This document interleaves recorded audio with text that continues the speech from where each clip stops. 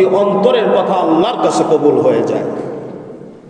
এজন্য সম্মানিত হাজিরিন, আগামী নির্বাচন আমরা সবাই সংক্ষিপ্তভাবে, আমরা কোনো দলের প্রতিনিধিত্ব করি না, আমরা প্রতিনিধিত্ব করি আল্লাহর। কার প্রতিনিধিত্ব করি বলেন?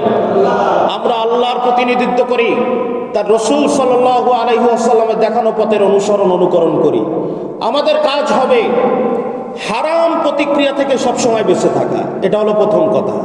আর যেটাকে আমি জাতীয়তা সম্পর্কে আমানত মনে করি, এই আমানতের খেয়ানত যেন আমার দ্বারা না হয়ে যায়, এমন লোককে আমি যেন নির্বাচিত না করি যে লোকের মাধ্যমে সমাজে খুন খারামি রাহাজানি অন্যায় অবিচার দুর্নীতির সয়লাভ ঘটবে।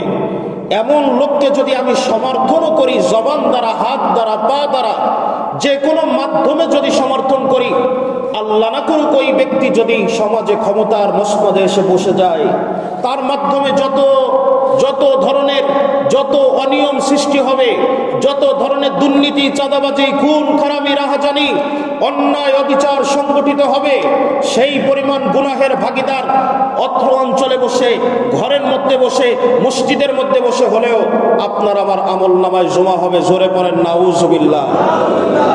ন্যায় ইনসাফের আমরা যদি সেই শাসনকে বাস্তবায়ন করতে পারি, আমাদের প্রতিনিধি যদি আল্লাহ এবং তার রসুলের সুন্নাহ পথের অনুকরণকারী হয়, ওনার মাধ্যমে যত ভালো কাজগুলি সমাজে সংগঠিত হবে, আপনি আমি ঘরের মধ্যে ঘুমায় থাকলেও তাকে সমর্থন করার কারণে আপনার আমার আমল নামায় ওই পরিমাণ সওয়াব আল্লাহ পাক জমা করে দিবেন। সুবহানাল্লাহ। ন্যায় ইনসাফের প্রয়োজন আছে না নাই বলেন? ন্যায় ইনসাফের প্রয়োজন আছে না নাই বলেন? আল্লাহ পাক আমাদের সবাইকে ন্যায় ইনসাফ এবং দ্বীনের পথের খাদেম হিসাবে কবুল করেন, সমর্থনকারী হিসাবে কবুল করেন, তাদেরকে নির্বাচিত করার মতো তৌফিক আল্লাহ পাক যেন আমাদের সবাইকে দান করেন। আমিন।